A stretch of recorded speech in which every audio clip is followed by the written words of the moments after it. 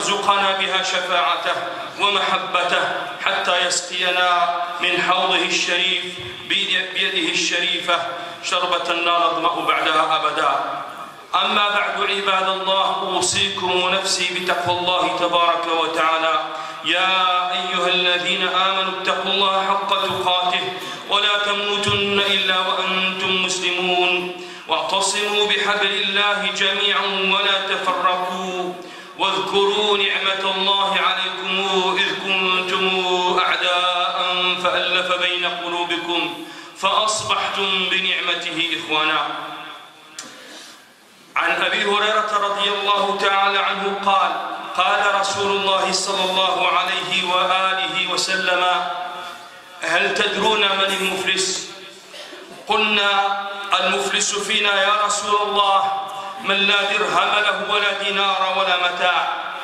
قال: المفلس من أمتي من يأتي يوم القيامة بصلاة وصيام وزكاة، ويأتي وقد شتم هذا وقذف هذا، فيعطى هذا من حسناته وهذا من حسناته، وإن فنيت حسناته قبل أن يقضي ما عليه أخذ من خطاياهم فطرحت عليه ثم طرح في النار.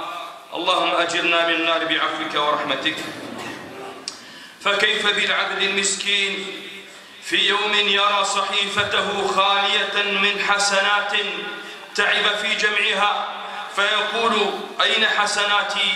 فيقال له: نقلت إلى صحيفة خصمائك.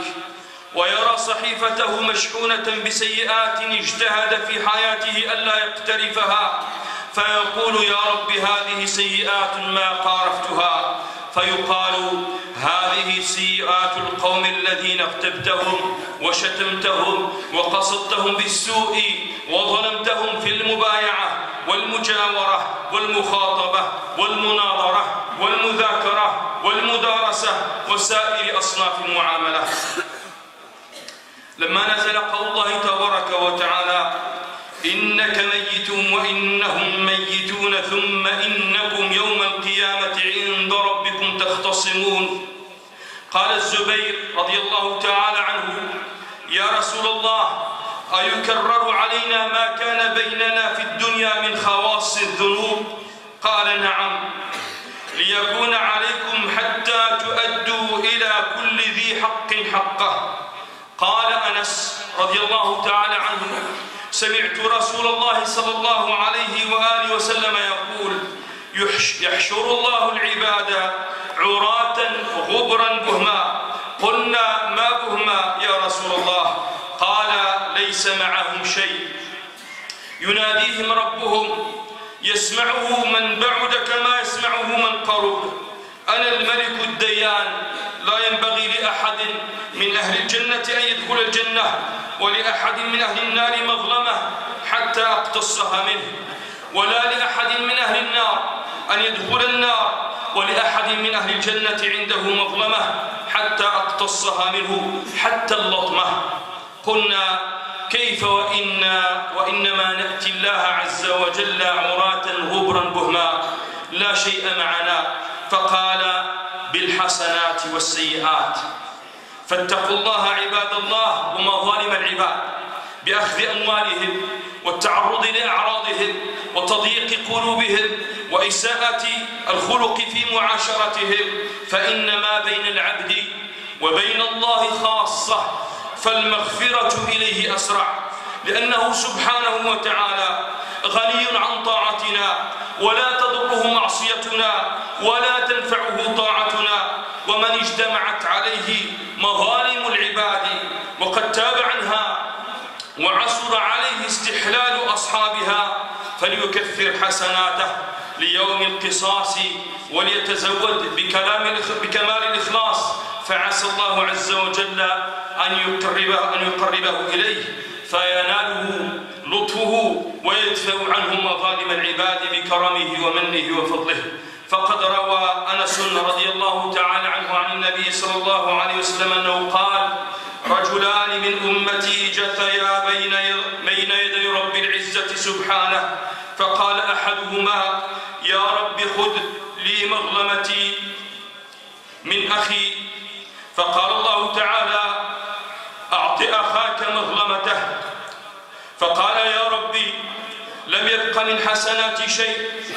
فقال الله تعالى للطالب: كيف تصنع ولم يبق من حسناته شيء؟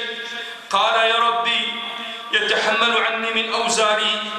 قال: وقد فاضت عينا رسول الله صلى الله عليه وآله وسلم بالبكاء: إن ذلك اليوم عظيم، يوم يحتاج الناس إلى أن يحمل عنهم أوزارهم. فقال الله تعالى للطالب: ارفع رأسك وانظر في الجنان. فرفع رأسه فقال: يا ربي أرى مدائن من فضة مرتفعة وقصورا من ذهب مكللة باللؤلؤ، لأي هذا؟ قال: لمن أعطاني ثمنه. قال: يا ربي ومن يملك ثمنه؟ قال: أنت تملكه. قال: وما هو؟ قال: عفوك عن أخيك. قال: يا رب إني قد عفوت عنه. قال الله تعالى: خذ بيد أخيك فأدخله الجنة. ثم قال صلى الله عليه وآله وسلم عند ذلك: اتقوا الله وأصلحوا ذات بينكم فإن الله يصلح بين المؤمنين. وعن أبي هريرة رضي الله تعالى عنه عن النبي صلى الله عليه وآله وسلم قال: من نفس عن مؤمن كربة من كرب الدنيا نفس الله عنه كربة من كرب يوم القيامة. ومن يسر على محسن يسر الله عليه في الدنيا والآخرة.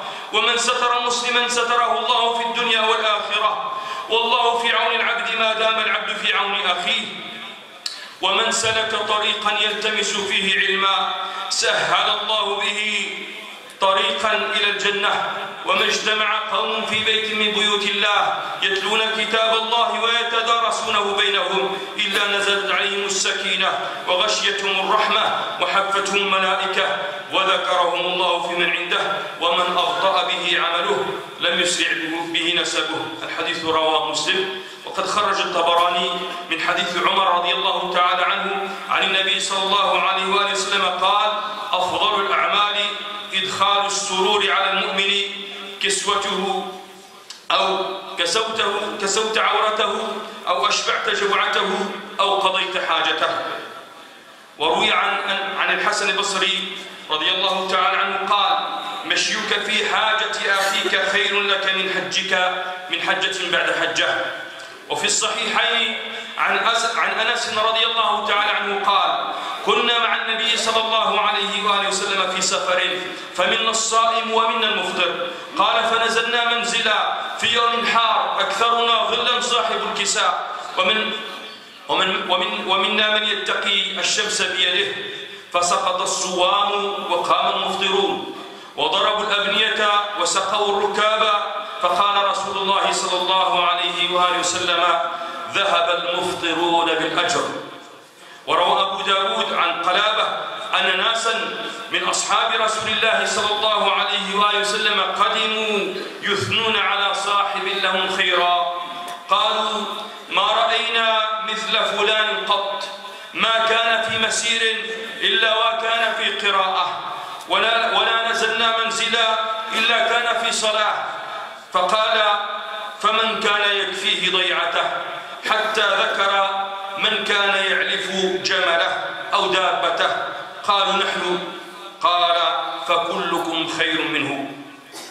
وعن أبي هريرة رضي الله تعالى عنه عن النبي صلى الله عليه وآله وسلم قال: الساعي على الأرملة والمسكين كالمجاهد في سبيل الله. وأحسبه قال: وكالقائم الذي لا يفطر وكالصائم الذي لا يفطر. رواه البخاري ومسلم.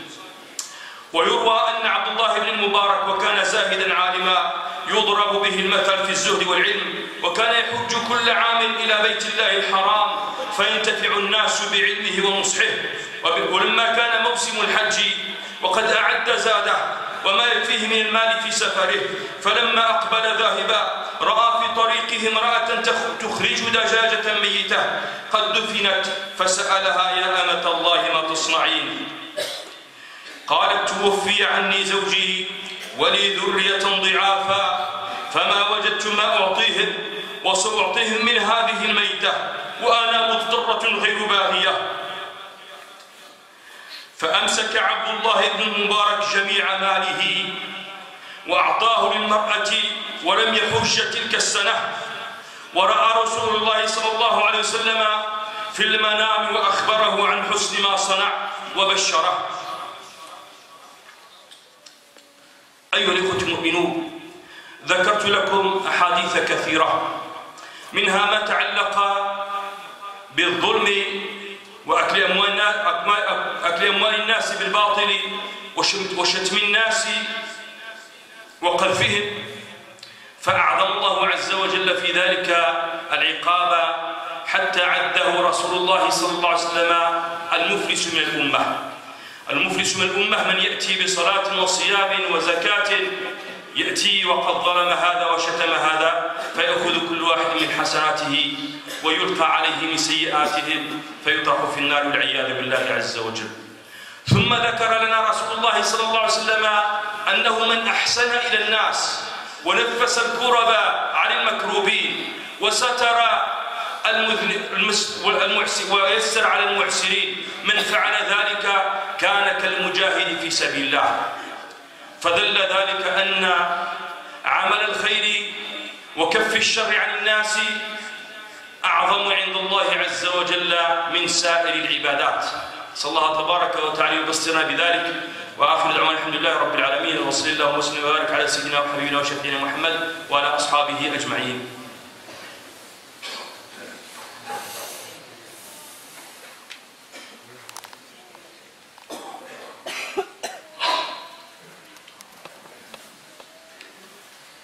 الحمد لله رب العالمين، والصلاة والسلام الأتمان الأكملان على سيد الورى سيدنا محمد وعلى آله وأصحابه أجمعين، ولا حول ولا قوة إلا بالله العلي العظيم. اللهم لا سهل إلا ما جعلته سهلا، وإنك تجعل الحزن إن شئت سهلا. اللهم إنا نعوذ بك من شرور أنفسنا ومن سيئات أعمالنا، من يهده الله فلا مضل له ومن يضلل فلا هادي له. اللهم اهدنا واهد بنا واجعلنا سببا لمن اهتدى. أما بعد عباد الله، أوصيكم ونفسي بتقوى الله عز وجل. Chers frères, chères sœurs, louange à Dieu dont la création révèle l'existence. La contingence de la création manifeste son éternité. La ressemblance des créatures prouve qu'il n'a pas de semblable. Le sens ne saurait le percevoir, et les voiles le cacher. Vu la disparité entre l'auteur et l'objet, et le limitateur et le limité, le Seigneur et le serviteur. J'atteste que Muhammad sallallahu alayhi wa sallam est son serviteur, son messager et son confident élu. Que Dieu lui accorde paix et bénédiction, ainsi qu'à sa famille et ses compagnons.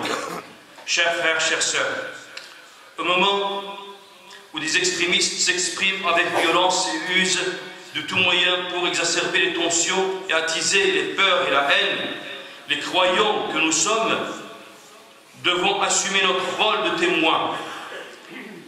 Par notre engagement, nous devons contribuer à faire repousser les dérives extrémistes d'où qu'elles viennent. Nous avons fait de vous une communauté éloignée des extrêmes pour que vous soyez témoins parmi les hommes et que le prophète soit témoin parmi vous. Nous constatons avec souffrance que dans de nombreuses parties du monde, la paix est bafouée. La vie des personnes est menacée. Le respect de la dignité humaine est attaqué. Notre souffrance est d'autant plus grande que certaines de ces violences sont commises par des individus qui affichent leur référence à notre religion. Notre souffrance est grande de voir certains de nos concitoyens nous sommer de marquer notre rejet du terrorisme, comme si nous pourrions en être solidaires. Il ne faut pas oublier que les musulmans sont les premières victimes de terrorisme dans le monde. Notre souffrance est grande face au discours des professionnels de l'amalgame et de la surenchère qui veulent laisser s'installer l'idée que notre religion puisse produire la violence et la haine de l'autre. Nous saluons les déclarations des forces vives de notre pays qui refusent l'amalgame, rejettent la division, exigent la reconnaissance mutuelle et œuvrent pour construire l'unité et la paix et favoriser la fraternité et la solidarité dans notre pays. Aujourd'hui, nous sommes le premier jour de l'an grégorien 2016. Qu'il me soit permis d'exprimer à l'ensemble de nos concitoyens nos meilleurs vœux et les assurer de nos prières fraternelles pour que notre pays, la France, vive dans davantage de paix et de prospérité. À présent, méditons deux messages du prophète Mohammed sallallahu alayhi wa sallam. Le premier est rapporté par Sidna Abu Huraira radiallahu ta'ala anhu, dans lequel le messager d'Allah subhanahu wa ta'ala dit un jour à ses compagnons: savez-vous qui a fait faillite? Al-Muflis. Ils dirent: nous considérons comme failli parmi nous celui qui a perdu son argent et ses biens. Il dit: le failli de ma communauté est celui qui viendra le jour de résurrection ayant accompli les prières, observé le jeûne et payé la zakat. Il vient après avoir insulté un tel, calomnié un tel, pris injustement les biens d'un tel et frappé un tel. On répartit ses bonnes actions, ses hasanat, entre ses victimes. Et si elles ne suffisent pas à le racheter, auprès d'elles, on prélèvera de leurs péchés pour les lui imputer et le jeter ensuite dans le feu. Qu'Allah subhanahu wa ta'ala nous en préserve. Ce hadith est une véritable mise en garde contre toute forme d'injustice. Quelle qu'en soit la victime, qu'elle soit musulmane ou pas musulmane, qu'elle soit pieuse ou pas pieuse, l'injustice est interdite, est illicite et a des conséquences très graves. Ce hadith indique par ailleurs que le fait de remplir ses obligations religieuses, prières, aumônes, jeûnes, pèlerinage, ne suffit pas pour se préserver. Il est indispensable de rester implacable face aux injustices et de réparer au plus tôt les torts faits.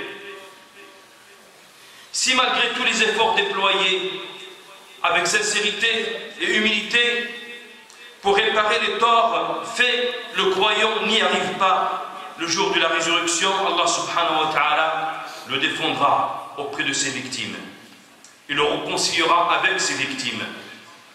Le prophète Mohammed sallallahu alayhi wa sallam a évoqué dans un hadith deux hommes, l'un demandant à Allah subhanahu wa ta'ala de lui rendre justice contre l'autre. Allah dit à ce dernier: ton frère n'a plus de hasanat pour se racheter. Et l'homme lui dit: donne-lui alors de mes sayyi'at.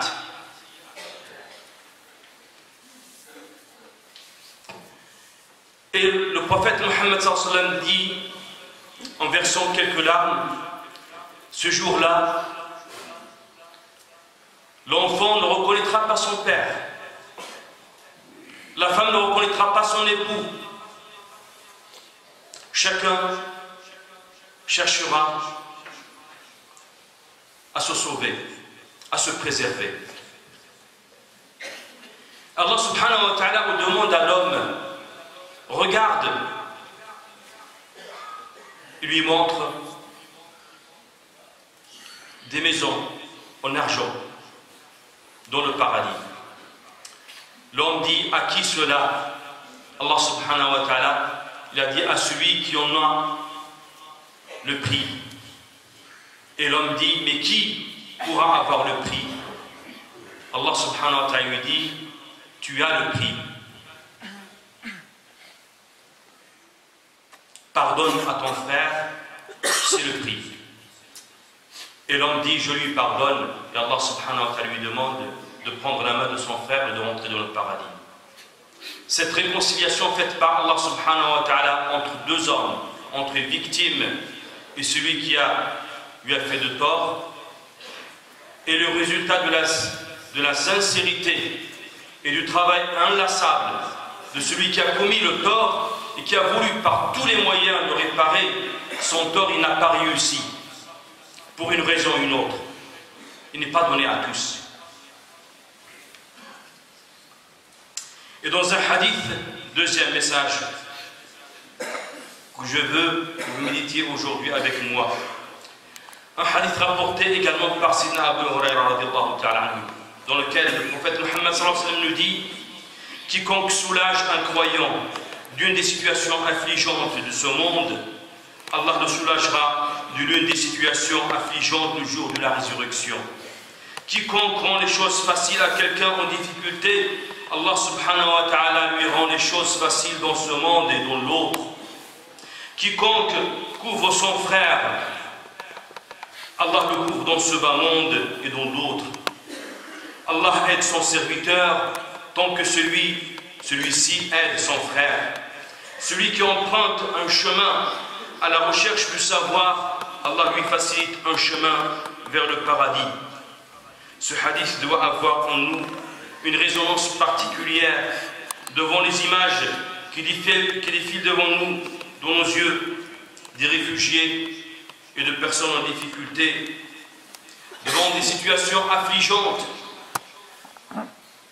et qui appellent de notre part solidarité et compassion. Abdullah ibn Mubarak avait l'habitude de faire le pèlerinage chaque année pour enseigner et prévenir. Une fois alors qu'il a préparé tout dont il avait besoin et emporté toutes ses économies pour faire le pèlerinage et entamer le voyage, il rencontra dans son chemin une femme en train de déterrer une poule morte. Il l'interrogea et lui fait savoir qu'elle est veuve et qu'elle devait nourrir ses enfants et qu'il n'en avait rien. Abdullah ibn Mubarak lui laissa toutes ses provisions et rebroussa chemin, préférant donner à cette veuve et à ses enfants tout ce qu'il avait préparé pour le pèlerinage et ne pas faire le pèlerinage cette année. Méditant cette attitude qui témoigne d'un sens aigu des priorités. Dans ces deux messages, le prophète Muhammad sallallahu alayhi wa sallam, dans le premier, il nous montre que les actes rituels, aussi importants soient-ils, ne peuvent être à la hauteur de ce qu'on peut faire comme injustice à l'égard de nos frères. Les injustices peuvent consommer tout ce que vous aurez pu faire comme adoration. Et le fait de faire du bien à quelqu'un peut remplacer parfois d'autres actes rituels importants aussi.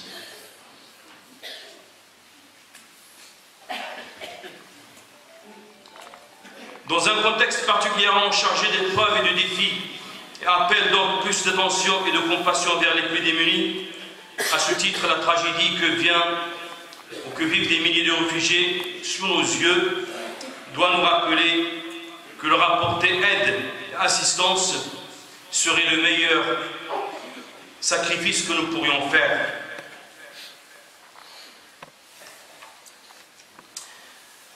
Seigneur, regarde avec bienveillance notre pays, la France. Bénis et protège la France et le peuple français.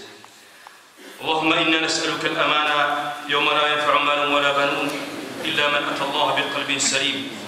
ونسألك الأمان يوم يعض الظالم على يديه يقول يا ليتني اتخذت مع الرسول سبيلا. ونسألك الأمان يوم لا يجزي والد عن ولده ولا مولود هو جاز عن والده شيئا إن وعد الله حق. ونسألك الأمان يوم لا تملك نفس لنفس شيئا والأمر يومئذ لله. ونسألك الأمان يوم يفر المرء من أخيه وأمه وأبيه وصاحبته وبنيه لكل امرئ منهم يومئذ شأن يغنيه. اللهم إنا نعوذ بك من عثرة اللسان وسوء المقام وخفة الميزان. اللهم لقنا حسناتنا في الممات ولا ترنا أعمالنا حسرات ولا تخزنا عند قضائك ولا تفضحنا بسيئاتنا يوم نلقاك. اللهم أوسع لفقيرنا من سعة ما قضيت على نفسك ومن علينا بالهدى ما أبقيتنا ومن علينا بالكرامة والمغفرة إذا توفيتنا. والحفظ فيما بقي من عمرنا، والعون على ما حملتنا، والثبات على ما ألزمتنا به، ولا تؤاخذنا بظلمنا، واجعل أحسن ما نقول ثابتا في قلوبنا، وانفعنا بما علمتنا، وزدنا علما نافعا. اللهم أجرنا من سوء الفتن يا ولينا في الدنيا والآخرة برحمتك يا أرحم الراحمين. وصل اللهم وسلم وبارك وانعم على سيدنا وحبيبنا وشفيعنا محمد وعلى آله وأصحابه أجمعين. سبحانك اللهم وبحمدك نشهد أن لا إله إلا أنت نستغفرك ونتوب إليك. سبحان ربك رب العزة عما يصفون والسلام على المرسلين والحمد لله رب العالمين. قوموا إلى صلاتكم يرحمكم الله وأقيموا الصلاة.